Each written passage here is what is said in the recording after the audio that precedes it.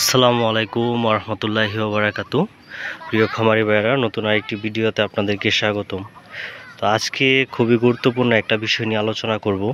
সেটা হচ্ছে আপনারা যারা চীনা হাঁসের পালক কাটবেন অথবা চীনা হাঁসের পালক কাটার কথা চিন্তা করতেছেন, আজকের ভিডিওটা তাদের জন্য খুবই হেল্পফুল হবে। কারণ চীনা হাঁসের পালক কাটার অনেক উপকারিতা আছে, সেটা হয়তো আপনারা অনেকেই জানেন না।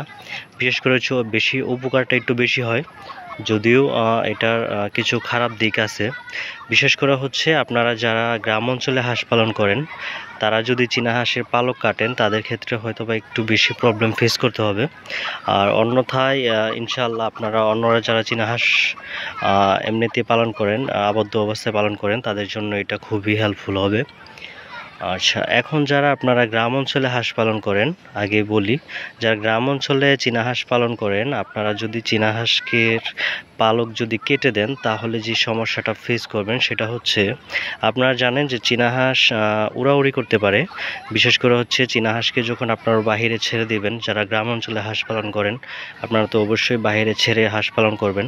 সেক্ষেত্রে আপনারা যখন বাহিরে হাঁসটা ছেড়ে দিবেন, দেখা গেছে অনেক সময় কুকুর, তারপর হচ্ছে বনবিড়াল বা যায় আছে শিয়াল, অনেক সময় এগুলো অ্যাটাক করতে পারে। তখন আপনার হাঁস যদি পালক যদি না কাটেন, পালক যদি না কেটে থাকেন, তাহলে তো অবশ্যই আপনার হাঁসগুলো সেখান থেকে উড়াল দিয়ে চলে আসবে।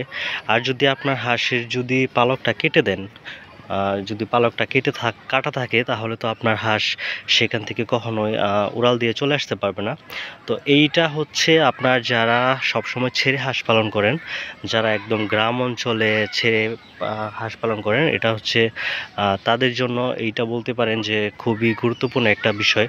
কারণ অনেক সময় হচ্ছে যে যারা গ্রাম অঞ্চলে হাঁস পালন করে থাকে, তারা হচ্ছে এই হাঁসগুলো একদম ছেড়ে দেয়, বাইরে ছাড়া থাকে, বাইরে ছেড়ে প্রাকৃতিক যে খাবার আছে সেগুলো সবসময় খায়।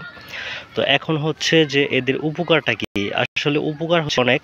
বিশেষ করে সবথেকে বেশি যে উপকারটা হচ্ছে, আপনারা একটা সময় দেখবেন, বেশিরভাগ সময় আপনারা দেখতে পারবেন যে একটা হাঁস যখন চীনা হাঁস যখন পুরুষ চীনা হাঁস যখন আপনার ফিমেল চীনা হাঁসের সাথে যখন মিট করতে যাবে, আপনারা দেখবেন যে সব থেকে বেশি সেই সময়টা অনেক হাঁসগুলা কিন্তু বেশি উড়াউড়ি করে। আপনার ফিমেল হাঁসগুলা দেখবেন যে মেলদেরকে সময় দিতে চায় না এবং সেখান থেকে উড়াউড়ি করে চলে যায়।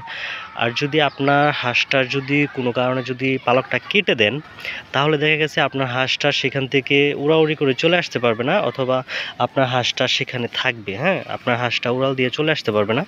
তখন দেখা গেছে যে আপনার যে একটা ব্রিডিং যে এই হাঁসটা আপনার মেল হাঁসটা আপনার ফিমেল হাঁসের সাথে খুব মানে ইজিলি ওরা মিট করতে পারবে। বিশেষ করে হচ্ছে ওইখান থেকে আপনার হাঁসটা উড়াল দিয়ে চলে আসতে পারবে না, আপনার হাঁসির সাথে খুব ইজিলি হচ্ছে আপনার হাঁসাটা মিট করতে পারবে।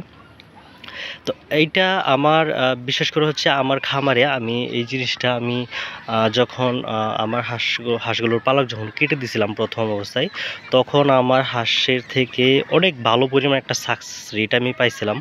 কারণ ওরা ব্রিডিং করতে কোনো সমস্যা হয় না। যখনই দেখা গেছে যে ব্রিডিং করতে গেছে, তো ব্রিডিং করতে যাওয়ার সময় এরা উড়াউড়ি করতে পারে নাই, ওরা খুব ইজিলি হচ্ছে ব্রিডিং করতে পারছিল। আর যখন থেকে আমার হাঁসগুলো আসলে, এখন যেহেতু আমার খামারে অনেকগুলো হাঁস আছে, এইদের এখন আমি এই প্রবলেমটা আমি সব থেকে বেশি ফেস করতেছি, যে এরা প্রচুর পরিমাণ হচ্ছে উড়াউড়ি করার কারণে এরা মেল হাঁসটা এদের সাথে খুব ভালোভাবে ব্রিডিং করতে পারে না। যখনই ব্রিডিং করার জন্য মেল হাঁসটা হচ্ছে ফিমেল হাঁসের কাছে যায়, তখনই এটা উড়াউড়ি করে সেখান থেকে চলে যায়। এই জন্য হচ্ছে আমি আমার খামার সিদ্ধান্ত নিছি যে আমার যতগুলো হাঁস আছে, আমি এদেরকে হয়তো বা 2-1 দিনের ভিতরে অতি শীঘ্রই আমি এদের পালকগুলো কেটে দেব। কারণ পালক কাটার পর অবশ্যই এদেরকে থেকে আমি খুব ভালো পরিমাণে একটা সাকসেস রেট পাবো। যদিও আমার হাঁসগুলো খুব খুব ভালোভাবে ব্রিডিং করতে পারতেছে, তারপরেও আমি এদেরকে যে পালকটা আছে সেগুলো আমি অতি শীঘ্র আমি কেটে দিব 2-1-এর ভিতরে। ইনশাল্লাহ আশা করি যে যখন পালকগুলো কাটবো, সেই পালকগুলো আমি একটা হাঁসের কোন পরিমাণ পালক কাটতে হয় সেটা নিয়ে ইনশাল্লাহ ভিডিও করব। তো আজকে ভিডিওটা এই পর্যন্তই। আশা করি যে যারা চীনা হাঁসের পালক কাটবেন তাদের জন্য ভিডিওটা খুবই হেল্পফুল। বিশেষ করে হচ্ছে যারা ব্রিডিং, যারা হাঁসের থেকে ভালো সাকসেস রেট পান না, বীজ ডিম পান না, তারা যদি আপনারা পালকটা কেটে দেন, ইনশাল্লাহ আশা করি সেখান থেকে মোটামুটি ভালো পরিমাণে একটা রেজাল্ট আপনি বীজ ডিম পাবেন। তো আজকের ভিডিওটা এই পর্যন্তই। সবাই ভালো থাকবেন, সুস্থ থাকবেন। আসসালামু আলাইকুম ওয়া রাহমাতুল্লাহি ওয়া বারাকাতুহু।